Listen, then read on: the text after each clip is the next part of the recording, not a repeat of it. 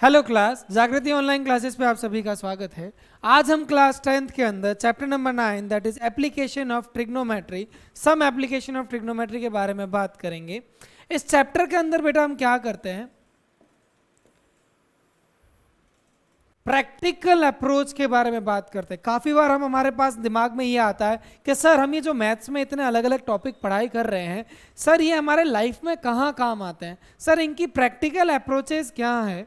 तो देखिए बेटा, ये जो साइन थीटा कॉस थीटा ये हमारे लाइफ में बहुत इंपॉर्टेंट है और ये सारी अप्रोचेस हमारे इस चैप्टर के अंदर हमें समझ आ जाएगी। देखिए इनके कहाँ कहाँ काम आते हैं। कोई ब्रिज कितना ऊपर होगा, कभी हम किसी ओवर ब्रिज पे जब टर्न लेते हैं या फिर जब ट्रेन टर्न लेती है तो ये कितने एंगल से टर्न होना चाहिए, कितना एंगल ज़्यादा नहीं होना चाहिए, किस एंगल से ज़्यादा या किस एंगल से कम नहीं होना चाहिए। अब देखिए ये सारी एप्लीकेशंस हमारे यहाँ पे काम आएगी। अब मैं आपको एक चीज़ और बताता हूँ। जैसे देखिए, मान लीजिए आपके सामने एक टॉवर है, आपके सामने एक टॉवर है। अब आप यहाँ खड़े हो, आपने देखा कि सर मैं इस टॉवर से 20 मीटर दूर हूँ और जब मैं इसको ऊपर देखता हूँ तो 40 डिग्री का एंगल बनाता हूँ या 60 डिग्री का एंगल बनाता हूँ।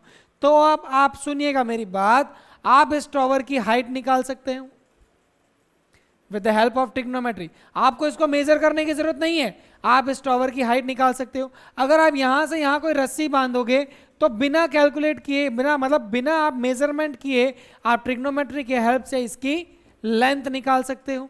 ठीक है, ये वाला एंगल निकाल सकते हो। तो ट्रिग्नोमेट्री के अंदर इसके काफ़ी हेल्पफुल रहेंगे ये सारे कंसेप्ट। यहाँ पे हमारी ट्रिग्नोमेट्री बहुत ज़्यादा काम आएगी। क्या काम आएगी? सर किसी टॉवर की हाइट निकालनी है तो आप इजीली निकाल लोगे, इजीली कैलकुलेट कर लोगे, आपको पूरा टॉवर को मेजरमेंट नहीं करना है।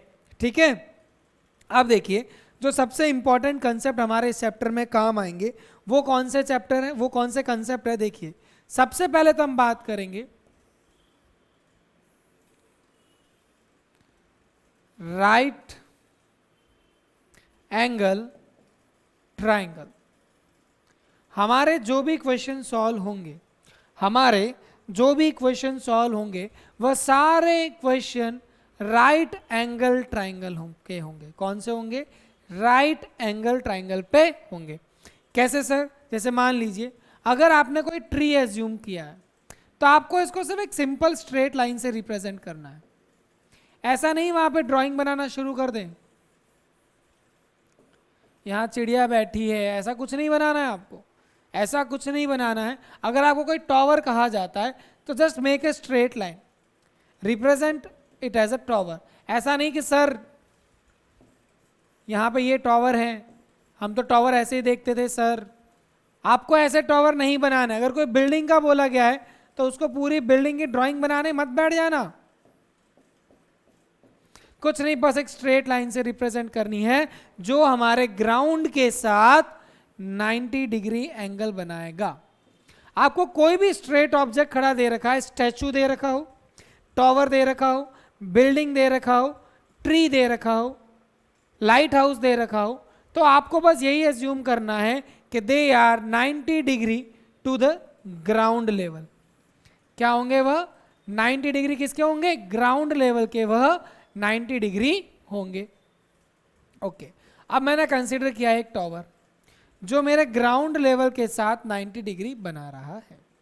ओके, अब मैं आपको बता रहा हूं, मान लीजिए let suppose that a person standing here.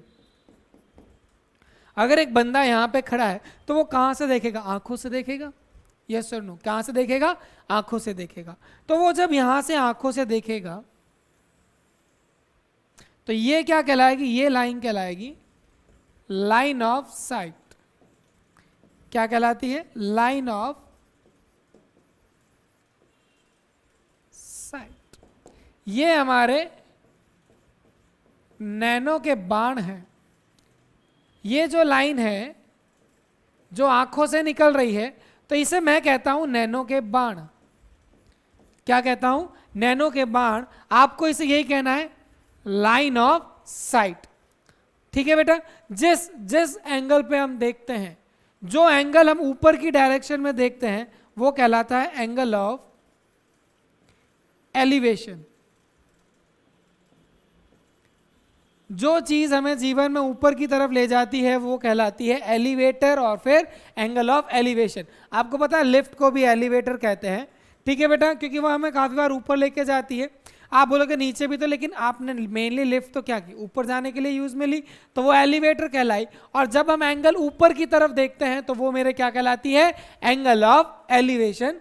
Angle कहलाएगा एंगल ऑफ एलिवेशन, और ये जो लाइन कहलाएगी ये कहलाएगी लाइन ऑफ साइट। ये मेरे कोई टॉवर है, ये मेरे बेस लाइन के साथ 90 डिग्री बना रहा है, क्या कहलाएगा, नहीं, ये मेरी बेस लाइन और ग्राउंड, ये क्या है, बेस लाइन और ग्राउंड।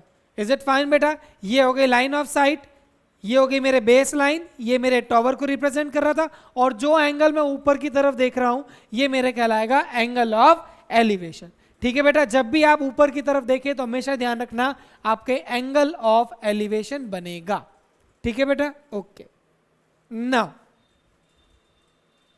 अब मैं बात कर रहा हूं, let suppose I am standing at my house, और मेरे घर के पास एक टॉवर है और ये मेरा हाउस है। I am standing on the top of my house, मैं अपनी घर के छत पे खड़ा हूं। पहले मैंने इस टॉवर को ऑब्जर्व कर रहा था, तो ये हो जाएगी मेरे, अगर मैं यहां खड़ा हूं तो ये हो जाएगी मेरे बेस लाइन, मेरे आंखों के सीधे, ये हो गई मेरे बेस लाइन, ये हो गई मेरे ग्राउंड। अगर कोई टावर ग्राउंड के साथ है या बिल्डिंग ग्राउंड के साथ है तो कितना एंगल बनाएगी, 90 डिग्री एंगल बनाएगी। ओके, ये हो गई मेरी लाइन ऑफ साइट यानी नैनो के बाण, ये हो गए मेरे नैनो के बाण, और ये हो गया मेरा एंगल ऑफ एलिवेशन। ओके, यहां तक तो मैंने आपको पहले समझा दिया था। अगर ये परपेंडिकुलर है तो ये परपेंडिकुलर होगा। ध्यान रखना बेटा, ये लाइन और ये लाइन हमेशा पैरेलल रहेगी। ये लाइन और ये लाइन 90 डिग्री पे है तो ये भी पैरेलल रहेगी, यानी ये आपके पास एक पैरेललोग्राम या फिर एक रेक्टेंगल आप इसे कह सकते हो। क्या कह सकते हो? ये आपके पास एक रेक्टेंगल बन रहा है। ठीक है ना, अब देखिएगा, अब मैं कहता हूं let suppose I was standing there and I was watching at the foot or the bottom of the tower। कहां देख रहा था मैं? बॉटम ऑफ द टॉवर को देख रहा था। ओके, आपका एंगल, आप कुछ बच्चे एंगल यहां बना देंगे, बिल्कुल गलत। एंगल हमेशा आपकी बेस लाइन और लाइन ऑफ साइट के बीच में बनेगी।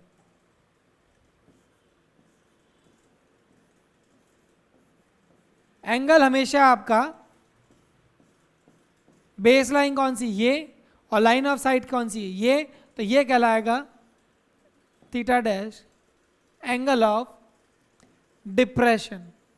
डिप्रेशन नाम क्यों दिया है? लाइफ में कभी भी आप थोड़ा लो फील करते हो, डाउन फील करते हो, तो लोग क्या कहते हैं, डोंट गेट डिप्रेस्ड। आप डिप्रेशन में मत जाइए, डिप्रेस मत हो, we will achieve something very good. तो जब हम नीचे की तरफ ऑब्जर्व करते हैं तो ये मेरा एंगल बनेगा एंगल ऑफ डिप्रेशन। तो एक चीज हमेशा ध्यान रखना, अगर मेरे ये आंखों के स्ट्रेट में चल रहा है तो ये मेरी बेस लाइन हो जाएगी, और बेस लाइन से जब मैं कोई एंगल ऊपर की तरफ देखूंगा तो मेरे बनेगा एंगल ऑफ एलिवेशन, और अगर नीचे की तरफ देखूंगा तो मेरे बनेगा एंगल ऑफ डिप्रेशन। ठीक है बेटा, ओके। अब देखिए, ये लाइन और ये लाइन पैरेलल थे, ये अगर angle of depression theta dash है तो ये भी कितना हो जाएगा, theta dash by alternate interior angle. Yes और नो, जेड बन रहा है, देख लीजिए आप। ये हमारा आगे क्वेश्चन में काम आएगा, लेकिन मैं आपको अभी, ये मेरे क्या कहलाएगी, लाइन ऑफ साइट, ये मेरी बेस लाइन, ये ग्राउंड लाइन, ये मेरी बिल्डिंग, ये मेरे घर के सामने टावर। ठीक है बेटा, ओके। अब मैं बात कर रहा था क्वेश्चन कैसे सॉल्व करने हैं।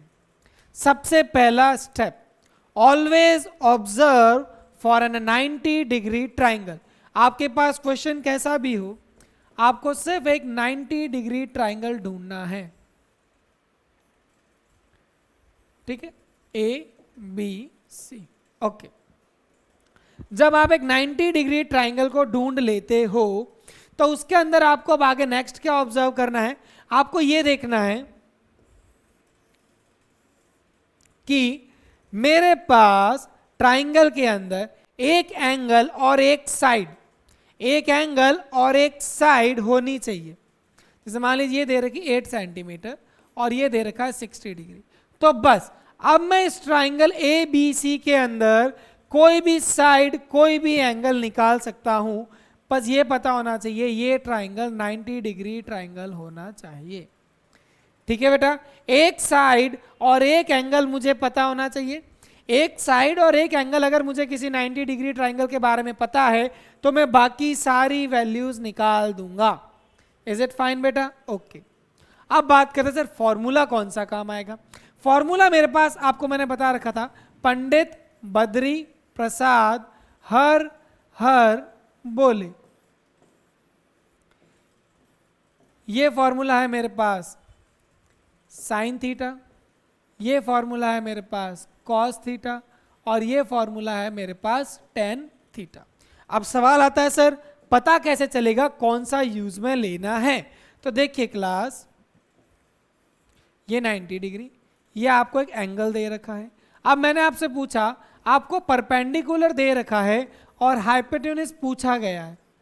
परपेंडिकुलर दे रखा है और हाइपोटेन्यूज पूछा गया है, तो आपको सिर्फ ये देखना है परपेंडिकुलर और हाइपोटेन्यूज से कौन सा ट्रिग्नोमेट्रिक रेशियो बन रहा है, साइन थीटा। तो यहां पे आप लगाओगे sine theta is equal to perpendicular upon hypotenuse. और अगर आपको क्वेश्चन में ऐसा दिया गया होता, बेस दे रखा है और परपेंडिकुलर पूछा गया है, बेस दिया गया है और परपेंडिकुलर पूछा गया है, तो परपेंडिकुलर अपॉन बेस से फॉर्मूला बनता है टेन थीटा। तो यहां पे आपको tan theta trigonometric ratio use में लेना पड़ेगा। ठीक है क्लास, तो आई होप जो आपको इस चैप्टर के अंदर रिक्वायरमेंट रहेगी वह हमने सारे कर लिए हैं, जो बेसिक कंसेप्ट थे। अब मैं बात करता हूं एक्सरसाइज, दैट इज एक्सरसाइज 9.1। इस चैप्टर में आपके केवल एक ही एक्सरसाइज है, उसके अंदर भी केवल 16 क्वेश्चन ही है। ओके, अब मैं बात करता हूं सर इसके क्वेश्चन के इजी होने के चांसेस। इजी होने के, चैप्टर के इजी होना इसे है, इतना इजी इसलिए है क्योंकि अगर आपने फिगर सही तरीके से बना लिया तो आपका 90% चांस है कि आपका क्वेश्चन कंप्लीट हो चुका है और 100% चांस है कि अब आप सही करोगे। मतलब 90% क्वेश्चन आपका कब कंप्लीट हो जाता है, जब आप इसका फिगर करेक्ट बना लोगे। फिर मैं आपको ऐसी ट्रिक बताऊंगा जिससे इजीली आपका क्वेश्चन सॉल्व हो जाएगा। तो देखिए class, a circus artist is climbing a 20 metre long rope, और फिगर हमें दे रखा है, ये रहा हमें फिगर यहां पे दे रखा। एक सर्कस आर्टिस्ट है, एक सर्कस आर्टिस्ट है जो 20 मीटर लॉन्ग रोप को यहां से चढ़ने की कोशिश कर रहा है। ठीक है, find the height of the pole, आपको हाइट निकालनी, इसको मैंने मान लिया h। ठीक है, if the angle made by the rope with the ground level is 30 degree, angle दे रखा है 30 डिग्री। अब मेरी बात सुनिए class, in triangle A B C, in triangle A B C, पहले मुझे बताइए 90 डिग्री के सामने वाली साइड होती है हाइपोटेन्यूज, एंगल के सामने वाली होती है परपेंडिकुलर। तो हाइपोटेन्यूज और परपेंडिकुलर से हमारा एंगल बनता है sine 30 is equal to perpendicular कितना है मेरे पास ए बी और हाइपोटेन्यूज कितना है मेरे पास ए सी। साइन 30 की वैल्यू होती है 1/2, ए बी की वैल्यू है मेरे पास 20 मीटर, ए बी की वैल्यू है, मैंने ए बी को माना है h और ए सी की वैल्यू है 20 metre. So h is equal to 20/2 is equal to 10 metre. ये आपका आंसर आ गया। बस आपके 16 क्वेश्चन में से पहला क्वेश्चन सॉल्व हो गया है, that is also with in 1 minute. 1 minute के अंदर आपके क्वेश्चन सॉल्व हो गया है। ठीक है बेटा, now we are heading for the second question. Second question में हमें क्या दे रखा है, a tree breaks due to the storm. Okay, तो सबसे पहले मैंने क्या बनाया, एक पेड़ बनाया, ए बी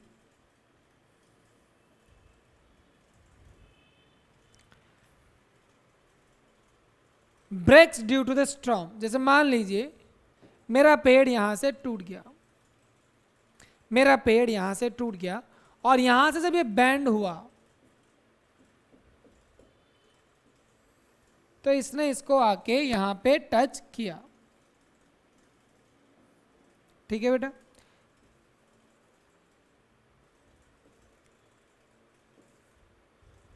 ठीक है, ये मेरा पेड़ था ए बी, बहुत तेज हवा चली और डी से टूट के सी पे ग्राउंड को टच कर रहा है, and it is making angle 30 degree with the ground. Okay, and touches the ground which is 8 metre. ये आपको 8 मीटर दे रखा है। मैंने आपको क्या बताया बेटा, जब आपको पास किसी ट्राइंगल में एक साइड और एक एंगल पता हो तो आप सब निकाल सकते हो। अब देखिए क्लास, मेरे को टोटल हाइट निकालनी है ए बी, लेकिन पहले मैं निकालूंगा बी डी। बी डी को माना मैंने एक्स और सी डी को माना मैंने वाई। तो पहले मैं बात करता हूं in triangle B C D. In triangle B C D perpendicular और बेस से फॉर्मूला बनता है tan 30। परपेंडिकुलर मेरे पास हो गया x और बेस हो गया मेरे पास 8। tan 30 की वैल्यू होती है 1/√3। ये हो गया मेरे पास x, so x is equal to 8/√3 metre. अब कुछ बच्चे कहते हैं सर इसको रेशनलाइजेशन कर दीजिए। रेशनलाइजेशन मैं लास्ट में ऐड करने के बाद ही कर दूंगा, पहले क्यों करूं। अब मैं again in triangle B C D, अब आपको कौन सा सर y और बेस, ये मेरे पास है हाइपोटेन्यूज और ये है मेरे पास बेस। हाइपोटेन्यूज और बेस से मेरे पास फॉर्मूला बनता है cos 30, that is base upon hypotenuse. Base का फॉर बेस की वैल्यू है 8 और हाइपोटेन्यूज की वैल्यू है y, और cos 30 की वैल्यू होती है √3/2 इज इक्वल टू 8/y, और y की वैल्यू हो गई आपके पास 16√3। क्या वैल्यू आ गई आपके पास 16/√3। मुझे क्या निकालनी थी, टोटल हाइट।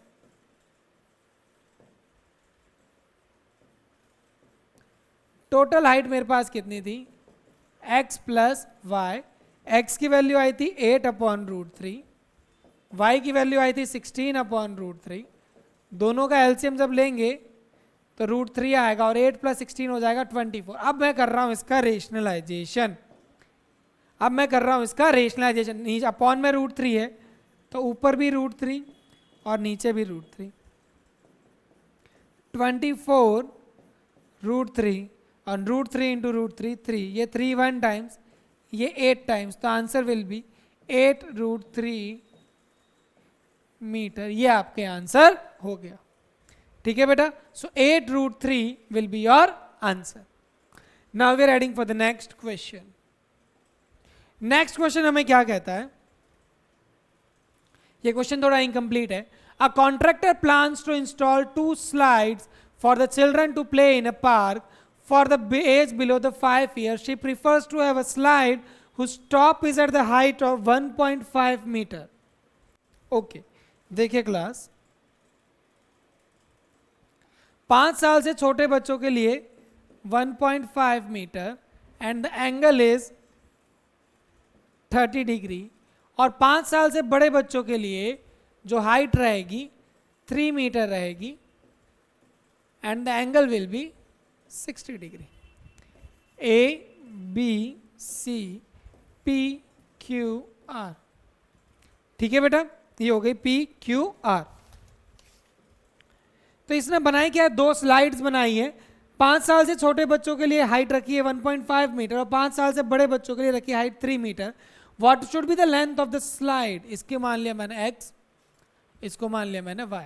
तो देखिए बेटा, इन ट्राइंगल ए बी सी, मुझे बस ये बताइए ये मेरे पास हो गया परपेंडिकुलर और ये हो गया हाइपोटेन्यूज। परपेंडिकुलर और हाइपोटेन्यूज से फॉर्मूला बनता है sine 30 is equal to perpendicular कितना है 1.5 और हाइपोटेन्यूज कितना है x। साइन 30 की वैल्यू होती है 1/2 1.5 upon x is equal to 3 metre.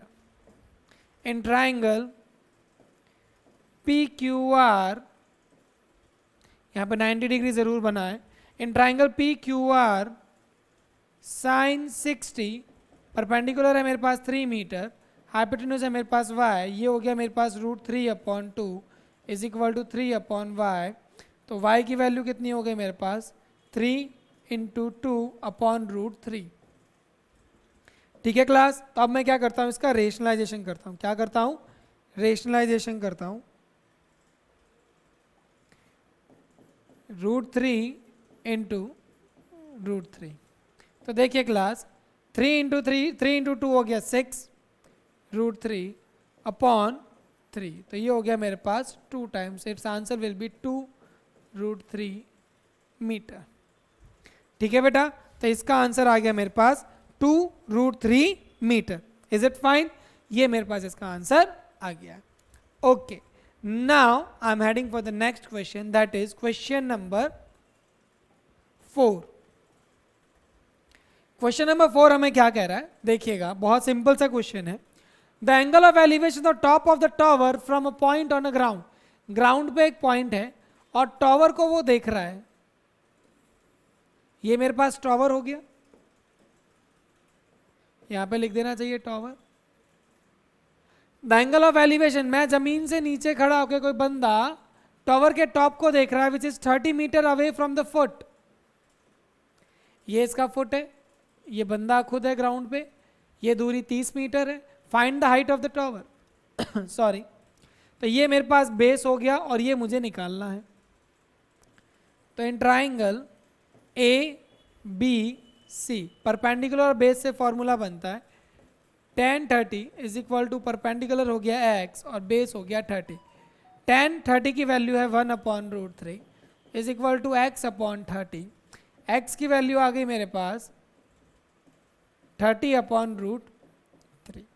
आप ऊपर और नीचे √3 और √3 से मल्टीप्लाई कीजिए तो आंसर आएगा 30√3/3। ये हो गया 1 टाइम और ये हो गया 10 time. So the answer will be 10√3 metre. Answer will be 10√3 metre. तो ये आपके पास टावर की हाइट कितनी आ गई 10√3। बस एक चीज माइंड में याद रखनी है, 90 डिग्री ट्राइंगल उठाइए, एक साइड और एक एंगल पता होना चाहिए, बाकी आप सब कुछ निकाल लोगे। ठीक है, now we are heading for the next question, that is question number 5। Question number 5 हमें क्या कहता है,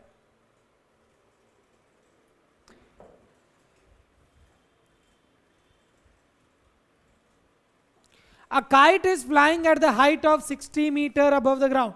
मान लीजिए काइट है, ओके, जैसी भी होती है ऐसे ही मान लीजिए। A kite is flying at above 60 meter height।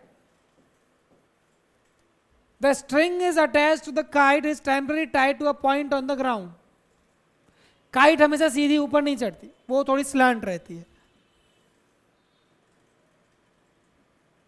ये 90 डिग्री हो गया, ये हाइट हो गई आपके पास 60 मीटर, एंगल हो गया आपके पास 60 डिग्री।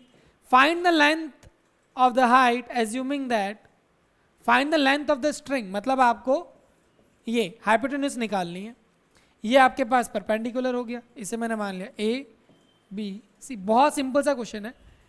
इन ट्राइंगल ABC आपको क्वेश्चन में दे रखा है assuming that there is a no slag in the string. हमेशा ध्यान रखना, जब भी अपन पतंग उड़ाते हैं ना बेटा, तो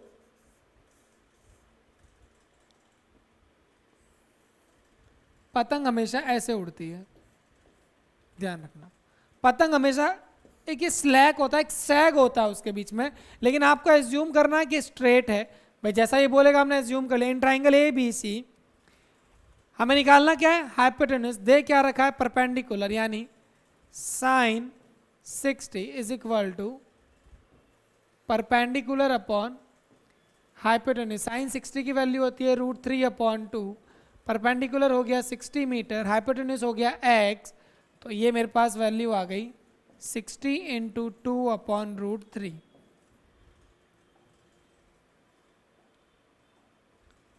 अब मैं क्या कर रहा हूं, इसका रेशनलाइजेशन कर रहा हूं। क्या कर रहा हूं? रेशनलाइजेशन। तो ये हो गया मेरे पास 120√3/3, 3 1 times 40 times 40√3 metre. 40√3 meter will be the length of the string, will be the length of the string. ठीक है बेटा? Okay. Now we are heading for the next question. अब हमारे पास कुछ अच्छे क्वेश्चंस आने शुरू हो जाएंगे। आपने ऑब्जर्व किया होगा क्वेश्चन नंबर 1 2 3 4 5, ये 5 क्वेश्चन के अंदर हमारे पास जो ट्राइंगल, सिंगल ट्राइंगल बन रहे थे, कितने बन रहे थे? Single triangle.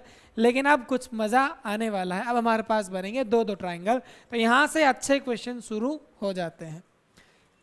A 1.5 meter tall boy is standing at some distance from a 30 meter tall building. Okay, let us suppose this is a building.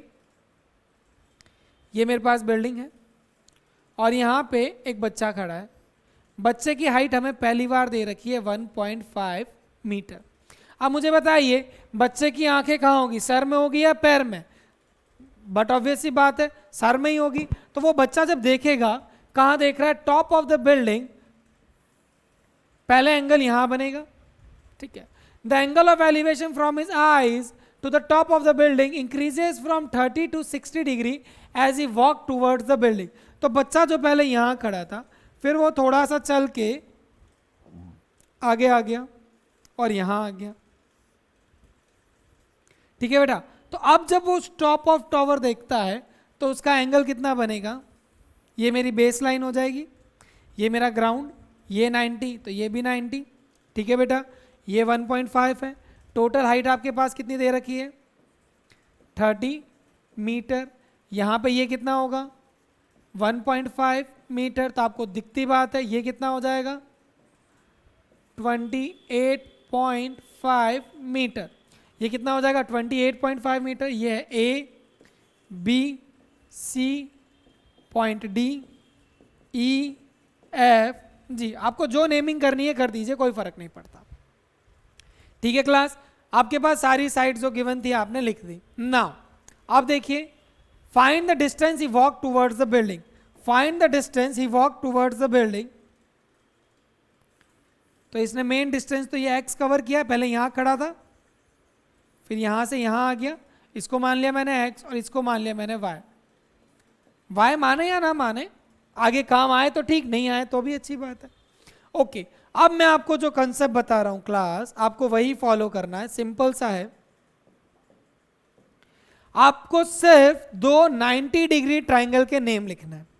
2, अगर 2 से ज्यादा मिल रहे हैं तो भी लिख दीजिएगा। आपको 2 90 डिग्री ट्राइंगल के नेमिंग लिखना है। तो मैं लिखता हूं सबसे पहले इन ट्राइंगल ACD, ये पॉइंट क्या है मेरा? D। In triangle ACD and in triangle ACD and triangle ABD। बस आपको ये ध्यान रखना है। अगर आपने 90 डिग्री ट्राइंगल दोनों सही एज्यूम कर लिए तो आपके क्वेश्चन सही होने के चांसेस बढ़ जाते हैं, ठीक है। अब मैंने बात करी ACD, ठीक है बेटा। ओके, यहां पे मेरे पास 90 डिग्री है। अब ये एंगल कितना है?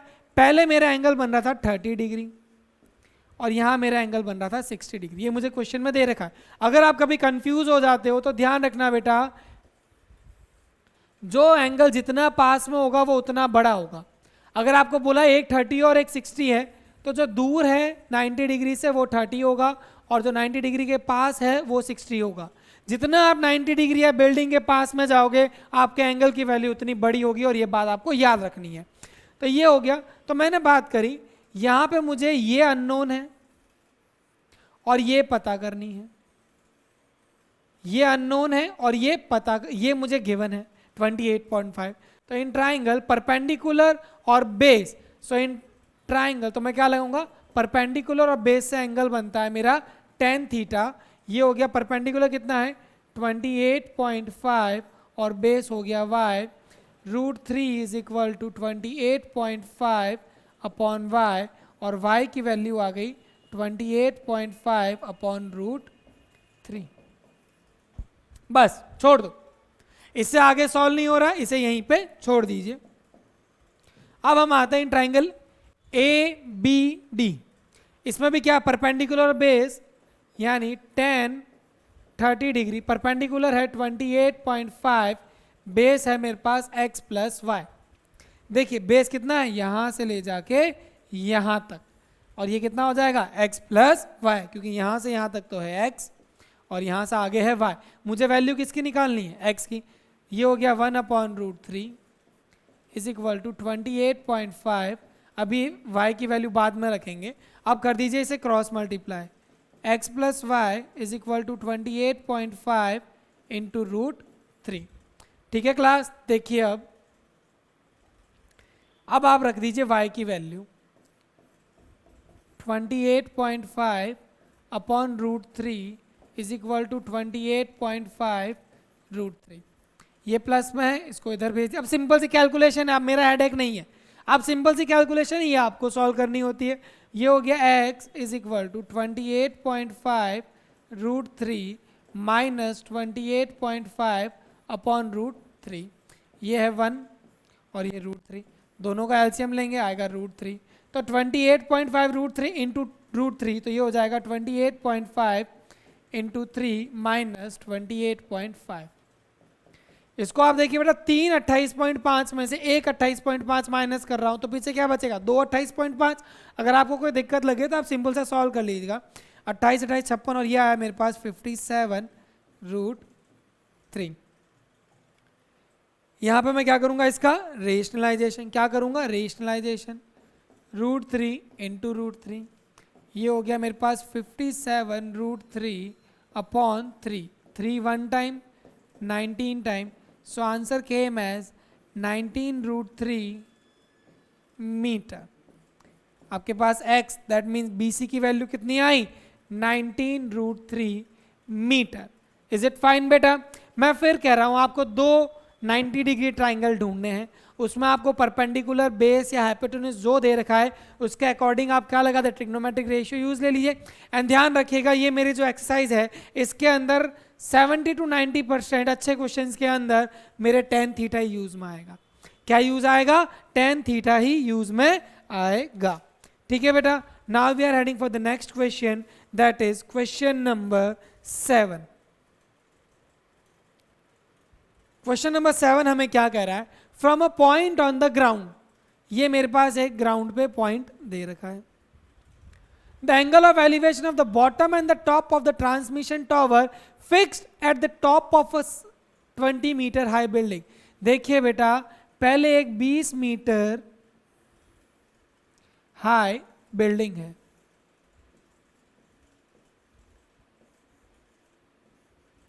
इसके ऊपर मेरे एक टावर खड़ा है,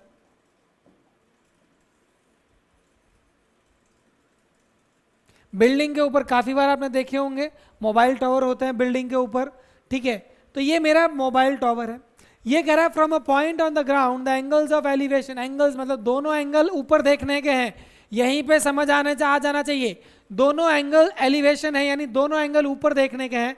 for the top of the transmission tower, एक है bottom, from the bottom angle of elevation the bottom and the top, यानी एक बार मैं देख रहा हूं बॉटम ऑफ द टावर, एक बार देख रहा हूं मैं टॉप ऑफ द टावर। ठीक है, तो ये है मेरे पास टावर, ये है मेरे पास ground level that is 90 degree, यहां से मैं ग्राउंड से देख रहा हूं बंदा। एंगल्स आर 45, अब तो यहां पे साफ दिख रहा है, जो छोटा वाला एंगल होगा वो 45 होगा और जो बड़ा वाला एंगल होगा वो 60 डिग्री होगा। अब आप इसकी नेमिंग कर दीजिए ABCD। Find the height of the tower, आपको ये निकालना है, तो इसको मान लिया मैंने x। अब आपको इसको सॉल्व कैसे करना है क्लास, सॉल्व करने का सॉल्यूशन सेम है, आपको सिर्फ दो ट्राइंगल ऐसे लिखने हैं जो 90 डिग्री ट्राइंगल हो। तो हम क्या लिखेंगे, इन ट्राइंगल ABC, और दूसरा ट्राइंगल कौन सा है आपके पास ABD। बेटा मेरी बात सुनना, गलती से भी ये वाला ट्राइंगल मत ले लेना क्योंकि ये 90 डिग्री ट्राइंगल नहीं है, ठीक है बेटा। ओके, अब मैं बात करता हूँ इन ट्राइंगल ए बी सी। तो ये मेरे पास परपेंडिकुलर हो गया, ये मैं निकाल लेता हूँ क्योंकि मेरे दोनों ट्राइंगल में कॉमन है। अगर मैंने उसको x मान लिया तो इसको मान लेता हूँ y, तो मेरा हो गया tan 45 is equal to perpendicular upon base. tan 45 की वैल्यू होती है 1, परपेंडिकुलर हो गया 20 मीटर, बेस हो गया मेरे पास y और y is equal to 20 metre. यहाँ पे आपको एक चीज़ हमेशा सीखने को मिलेगी, जब भी आपका एंगल 45 डिग्री दे रखा हो, जब भी आपका एंगल 45 डिग्री दे रखा हो, तो हमेशा ध्यान रखना आपका परपेंडिकुलर और बेस की हाइट सेम होगी क्योंकि tan 45 की वैल्यू 1 होती है। तो मेरा y भी कितना आ गया 20 मीटर। ओके, अब मैं बात करता हूँ in triangle A B D, tan 60 perpendicular कितना है आपके पास x प्लस 20, ये हो गया मेरे पास x और ये हो गया 20 मीटर, तो ये मेरे को मिल गई x प्लस 20। और बेस कितना है y tan 60 की वैल्यू होती है √3, x की वैल्यू मुझे नहीं पता और y की वैल्यू आई मेरे पास 20। इसे कर दीजिए क्रॉस मल्टीप्लाई, तो ये हो गया 20√3 is equal to x plus 20। 20√3 is equal to x plus 20। इस 20 को आप इधर भेज दीजिए, that will x is equal to 20√3 minus 20। 20 को ले लीजिए आप कॉमन, तो आपके पास आया ये वैल्यू, ठीक है। अब आपसे क्वेश्चन में क्या पूछा गया था, what is the height of the tower.